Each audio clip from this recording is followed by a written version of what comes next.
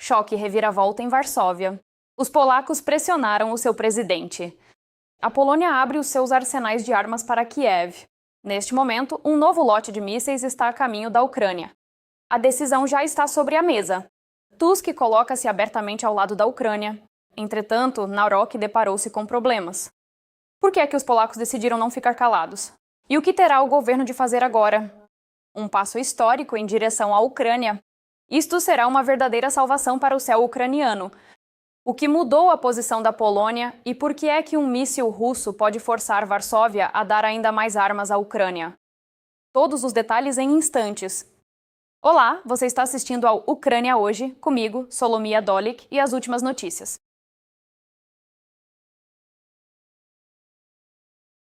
Pressionaram Nawrocki. A Polônia já está preparando um novo lote de Patriot para a Ucrânia. Parece que a resistência política na Polônia não suportou a pressão da realidade. Varsóvia prepara-se para entregar à Ucrânia um novo lote de mísseis. A decisão pode ser tomada já nos próximos dias. Isso foi declarado pela vice-ministra da Defesa da Polônia. Segundo ela, o ministro da Defesa, Władysław Kosiniak-Kamysz, está atualmente inclinado a entregar novamente armas à Ucrânia. Apesar de toda a agitação política que houve anteriormente sobre se estávamos a entregar os mísseis corretamente, hoje ele está inclinado a entregar mais, porque prefere que tal míssil seja abatido sobre o território da Ucrânia, em vez de entrar no nosso espaço aéreo. E o principal argumento de Varsóvia soa o mais duro possível. É melhor abater mísseis russos sobre a Ucrânia do que esperar até que eles voem em direção à Polônia. Ao ser perguntada sobre quando a Polônia poderia finalmente aprovar a transferência, a funcionária respondeu: Acho que é uma questão dos próximos dias. Ou seja, já não se trata apenas de uma discussão. No governo polonês, eles estão realmente se preparando para uma nova decisão sobre os mísseis Patriot para a Ucrânia. Mas tudo isso aconteceu em meio ao incidente entre Nawrocki e Tusk. O primeiro-ministro da Polônia, Donald Tusk, após a queda de um míssil russo em território polonês, também declarou que Varsóvia continuará apoiando a Ucrânia. Faremos todo o possível para ajudar a Ucrânia. Objetos russos violaram novamente o espaço aéreo polonês. Tusk informou que 2 objetos russos cruzaram a fronteira da Polônia e um caiu na região de Lublin. Os soldados receberam ordens de abater o míssil caso ele se dirigisse a uma área residencial. Felizmente, ela caiu em uma área não edificada. Felizmente, o míssil caiu em uma área não edificada sem vítimas ou danos. Mas parece que a tensão na própria Polônia está aumentando. O presidente do Sejm declarou abertamente que, na prática, começou uma caça aos ucranianos no país e vinculou isso diretamente às declarações de certos políticos, entre os quais mencionou o presidente Karol Nawrocki. Eu quero que no Sejm soe de forma absolutamente inequívoca. Está acontecendo uma caça ao ucraniano. Eu condeno aqui, no Sejm polonês, todas as manifestações anti-ucranianas. Segundo ele, os políticos que durante anos ganharam popularidade com o tema da Ucrânia criaram, na verdade, uma atmosfera de ódio que já está se transformando em violência real nas ruas. Em relação a outros povos, é preciso ser humano e não uma hiena política. Cesar também criticou duramente a retórica da direita polonesa, que recentemente propôs restrições aos ucranianos, incluindo exigências de polonização total das crianças ucranianas, a renúncia a componentes ucranianos nas escolas e até mesmo a assinatura das chamadas declarações antibandeiristas. A declaração mais contundente foi a sua afirmação sobre a responsabilidade pessoal daqueles que durante anos alimentaram sentimentos anti-ucranianos. Esse ódio tem os rostos de Braun, Nawrocki, Matek, Czarnek, Berkowicz, Kowalski, Mentzen e Bozak. Primeiro surgem as palavras de ódio, depois as agressões, em seguida as armas e a morte. Na verdade, esta é uma das declarações mais duras das autoridades polacas sobre a campanha anti-ucraniana dos últimos meses. No contexto do aumento do número de ataques a ucranianos na Polônia, cada vez mais representantes do governo atual afirmam abertamente que o problema não surgiu por si só, mas tornou-se uma consequência de especulações políticas em torno da questão ucraniana. Desta forma, começa já na Polônia uma discussão interna sobre o facto de que o ódio, que foi utilizado como instrumento político, começou a sair do controle, e a responsabilidade por isso é cada vez mais atribuída aos representantes do campo conservador de direita e ao presidente Karol Nawrocki. A tensão entre Kiev e Varsóvia atingiu um ponto crítico e o inimigo pode tirar proveito disso instantaneamente. O Centro de Combate à Desinformação revelou uma operação especial em grande escala, por trás da qual está pessoalmente o chefe do FSB. Os russos estão disseminando em massa notícias falsas sobre a tragédia de Volyn e a Segunda Guerra Mundial, a fim de indispor definitivamente os aliados. Além disso, segundo dados do ZPEL, o Kremlin está preparando provocações armadas diretamente no território da Polônia para testar a força da OTAN e culpar a Ucrânia por tudo. Quem realmente puxa as cordas deste jogo perigoso? E a chance de deter a escalada por via diplomática? Estamos analisando agora mesmo. Com Bandera, a Ucrânia não entrará na União Europeia. O ministro da Defesa polonês começa a semana com ameaças de bloquear a integração europeia do nosso país.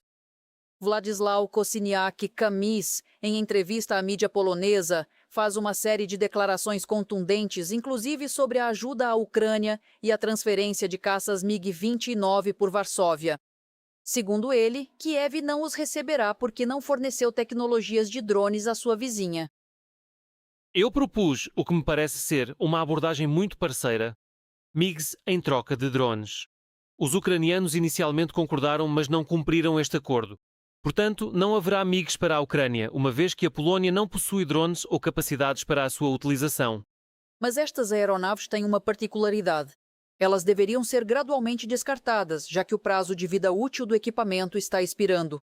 O cientista político Maxim Digun decifra esta estranha tese sobre aviões que preferem sucatear a entregar à Ucrânia, sem declarações vazias sobre tecnologia.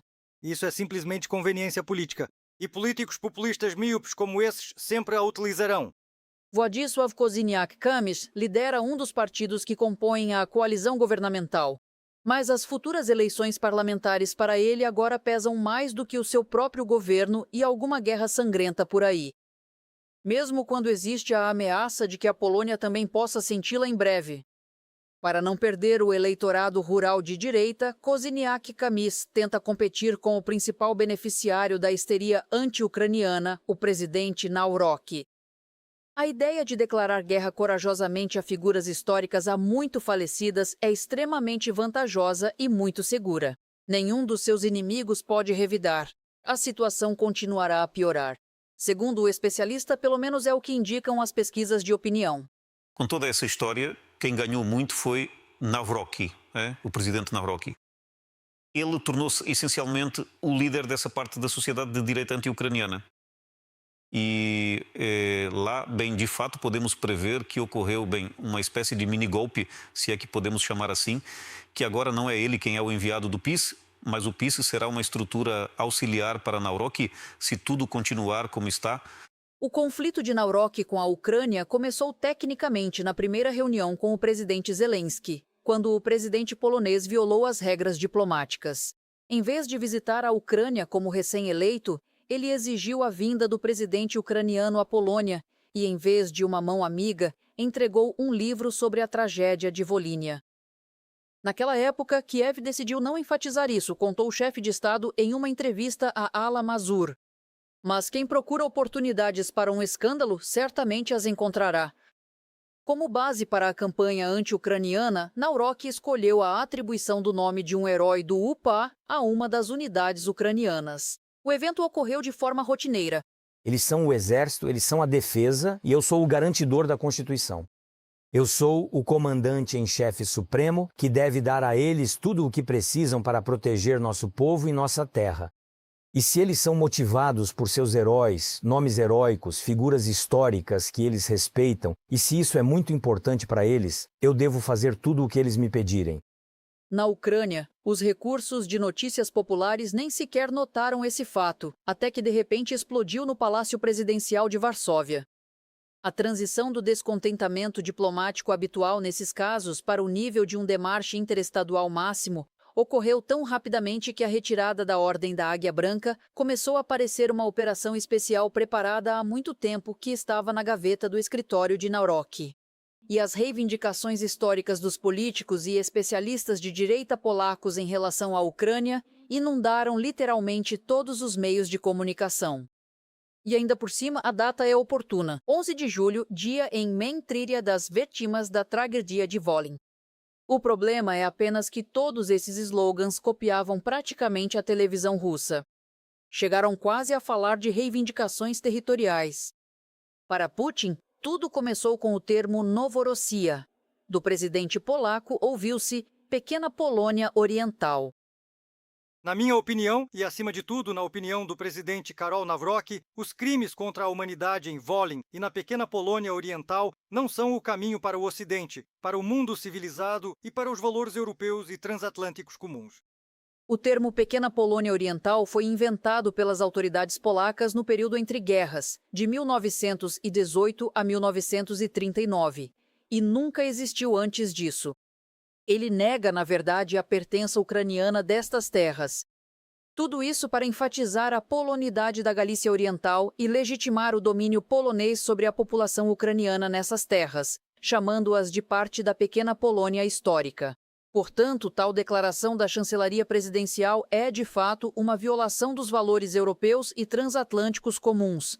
A ideia de uma Ucrânia independente nunca agradou aos nossos vizinhos do leste, mas afinal eles são imperialistas russos. Infelizmente, descobriu-se que amigos jurados também estavam escondidos do outro lado. Portanto, a decisão de criar um panteão de combatentes pela independência do Estado ucraniano, que o presidente Zelensky propôs no dia da Constituição da Ucrânia, tornou-se um novo pretexto para acusar os ucranianos de todos os pecados mortais. O problema é que toda essa operação especial anti-ucraniana tem algumas explicações simples e cínicas. Na verdade, vejo por trás de tudo isso um cinismo político e econômico absolutamente pragmático. Nem o Sr. Bandera, nem Shukhevich têm algo a ver com isso. É preciso observar que há uma luta política em curso. E nessa luta política, esses políticos poloneses cínicos especulam sobre temas da memória nacional ucraniana na luta contra seus concorrentes, certo?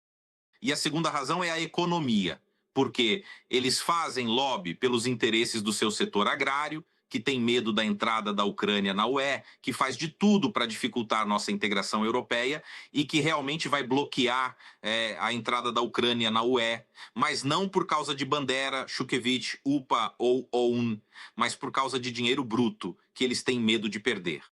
Felizmente, existe também a outra metade da Polônia, e até agora conseguimos conversar com ela mesmo sobre os temas mais difíceis. E o que é mais importante, encontrar saídas, incluindo propor candidaturas de heróis para o panteão que sejam igualmente grandiosos, tanto para a Ucrânia quanto para a Polônia. Foi com essa ideia que o principal diplomata da Ucrânia chegou a Varsóvia. Andriy Sybiha estava justamente retornando do Japão, seu colega Radoslaw Sikorski, de uma viagem à África do Sul. Nosso trabalho como diplomatas é manter o diálogo e utilizar todo o instrumental diplomático para resolver problemas. É hora de deixar as emoções de lado. A Ucrânia trava uma luta existencial com o apoio dos nossos aliados e parceiros. Eis como Radoslaw Sikorski respondeu à pergunta sobre o panteão ucraniano após o término desta reunião. Para mim, uma das diferenças entre a Ucrânia e a Rússia reside no fato de que, na Rússia, ainda homenageiam o assassino em massa Lenin, a quem foram erguidos monumentos lá. Na Ucrânia, esses monumentos foram desmontados. Portanto, esperamos que a Ucrânia nos mostre que seus heróis são pessoas com as quais todos nós podemos concordar, e não pessoas que nos dividirão. Agora, mais do que nunca, a diplomacia precisa de silêncio, diz o chefe do Ministério das Relações Exteriores da Polônia. Kiev propõe aproveitar esse silêncio e realizar consultas anticrise entre diplomatas de ambos os países. Andriy Sybiha também expressou a ideia de organizar uma reunião de historiadores que participaram do Congresso Polaco-Ucraniano em maio e de envolver líderes religiosos de ambos os países no diálogo. Nós não temos problemas em comum. Nós temos questões que as instituições as resolvam e que cuidem disso detalhadamente. Nós temos fronteiras comuns, parceria, vizinhança e amizade entre nossos povos. E nós temos um inimigo comum, e esse inimigo é a Rússia. Nós definitivamente não somos inimigos um do outro. O inimigo comum não se esquece de lembrar de si mesmo. A propósito, o ex-presidente da Rússia, Dmitry Medvedev, declarou que é preciso tomar o Palácio Belvedere de Varsóvia. Ele diz que a atual residência do presidente da Polônia foi construída com fundos do Tesouro do Império Russo. E se para Nawrocki tal história é tolerável, há uma ainda mais recente. Esta semana, a inteligência americana alertou a Polônia sobre uma possível provocação armada da Rússia. Ela pode acontecer já no futuro próximo. O primeiro-ministro polonês, Tusk, chama os próximos meses de críticos. Entre as opções, os russos consideram ataques com drones a infraestruturas críticas ou a simulação de ataques aéreos para detectar o sistema de defesa aérea polonês. Uma das piores opções mencionadas é uma invasão híbrida na região fronteiriça. Isso poderia ser realizado em particular com a participação de militares bielorrussos. Também não descartam a opção de encenar uma provocação como se tivesse sido cometida pela Ucrânia. No entanto, por enquanto, as autoridades polonesas garantem que estão se preparando diligentemente para todos os cenários e Kiev está focada na coordenação com Varsóvia para frustrar os planos do Kremlin. Katerina Fedorchenko, TSN Tisden 1+1, Maratona Notícias Unidas.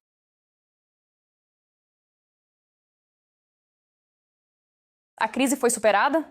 Zelensky e Nawrocki realizaram negociações secretas na cúpula da OTAN. O gelo nas relações entre a Ucrânia e a Polônia finalmente derreteu. À margem da cúpula, Volodymyr Zelensky e Karol Nawrocki tiveram uma longa conversa, cujos resultados já são perceptíveis. De Varsóvia surgem novamente declarações poderosas de apoio à Ucrânia. Parece que os parceiros decidiram deixar todas as divergências no passado em prol de um objetivo comum, um golpe devastador nos planos do Kremlin de dividir os aliados. Será que Kiev e Varsóvia encontraram realmente a fórmula definitiva de entendimento e quais serão os próximos passos? Assista agora mesmo. As divergências históricas sobre a tragédia de Volyn abriram a caixa de Pandora nas relações entre Kiev e Varsóvia. Inicialmente, autoridades polonesas ameaçaram bloquear a integração da Ucrânia na União Europeia. Depois, mudaram de ideia sobre nos transferir seus caças. E na semana passada, a questão ucraniana acabou por dividir os poloneses internamente. A oposição acusou o governo de transferir secretamente mísseis Patriot que estão em falta para Kiev. Segundo eles, isso desarmaria a Polônia. Estes são os únicos mísseis capazes de interceptar os russos Iskander, que ameaçam a Polônia a partir de Kaliningrado. O nível da discussão foi tão intenso que forçou o governo a tornar pública a ajuda militar à Ucrânia. A crise política aguda também afetou os ucranianos na Polônia. Em Poznań, 3 poloneses invadiram o escritório de uma ucraniana e a interrogaram, perguntando sobre sua opinião a respeito de Bandera. E em Gdansk, um homem foi detido por insultar uma caixa ucraniana em uma loja. Puta desgraçada. Senhor, por favor, saia. Puta, agora ouve pra onde você está indo, puta cobra ucraniana, puta pedaço de... E ainda há 3 anos, as divergências históricas não preocupavam tanto os poloneses. Julho de 2023, o presidente Zelensky com o então colega polonês Andrzej Duda, em Lutsk, homenageiam a memória das vítimas da tragédia de Volyn. Em suas publicações, ambos escreverão: "A memória nos une". Agora, essa afirmação está passando por um sério teste de resistência. Um período complexo da história que se tornou objeto de manipulações políticas populistas atingiu as relações entre os países hoje. A disputa começou quando Volodymyr Zelensky deu a uma das unidades militares o nome de Heróis do UPA. Isso revoltou parte da opinião pública polonesa, já que na Polônia atribui-se ao UPA a culpa pelo assassinato de poloneses durante a Segunda Guerra Mundial. Karol Nawrocki retirou de Zelensky a mais alta condecoração polonesa, a Ordem da Águia Branca. Em resposta, todos os presidentes ucranianos e vários políticos em exercício recusaram as condecorações polonesas. Budanov e Sibirra chegaram a ir a Varsóvia para tentar amenizar a tensão. E os ânimos se acalmaram um pouco. À margem da cúpula da OTAN, em Ankara, os presidentes da Ucrânia e da Polônia conversaram a sós por mais de 1 hora. E embora não tenham chegado a um consenso sobre todas as questões, Zelensky e Nawrocki concordaram. O inimigo comum de ambos os países é a Rússia, e é necessário continuar o diálogo. Questões prioritárias. Sem dúvida, é a segurança. E entendemos que aqui temos um inimigo e é a Rússia. Em seguida, a economia. O empresariado polonês está interessado, estamos abertos aos nossos parceiros poloneses. E também discutimos questões históricas. Na minha opinião, aqui nós precisamos ser construtivos e delicados para não destruir as importantes relações de amizade e vizinhança entre a Ucrânia e a Polônia. Pois apenas Moscou ganha com as disputas entre Kiev e Varsóvia sobre questões históricas. O presidente polonês enfatiza: há uma maneira de alcançar um compromisso. Questões históricas insolúveis não devem fechar as portas para o diálogo sobre questões que nos unem. Nós não fomos a esta reunião com a esperança de que todas as questões seriam resolvidas. Uma declaração pró-Ucrânia inesperada também é feita pelo ministro da Defesa da Polônia, que, aliás, está hoje na Ucrânia, homenageando a memória das vítimas da tragédia de Volyn. Władysław Kosiniak-Kamysz indignou-se com os críticos da ajuda militar a Kiev e declarou que Varsóvia continuará a apoiar a Ucrânia. Eu prefiro que os nossos patriotas abatam mísseis russos sobre Kiev e não sobre Varsóvia. Aqueles que criticam o apoio polaco à Ucrânia perderam o juízo. Isso me deixa furioso. Kiev e Varsóvia já retomaram as negociações sobre a transferência de caças MiG em termos de troca. Mas será que isso significa que as divergências históricas ficarão em segundo plano? Não está descartado que, diante das próximas eleições, os políticos polacos continuem a jogar a carta anti-ucraniana. E isso, segundo as previsões dos analistas, é uma tempestade adicional que só beneficia a Rússia. Olena Roncharenko, Nós Ucrânia, Maratona, Notícias Unidas. E como você encara esses eventos? Escreva sua opinião nos comentários, curta o vídeo e fique por dentro do que é mais importante. Vem mais por aí. E até logo!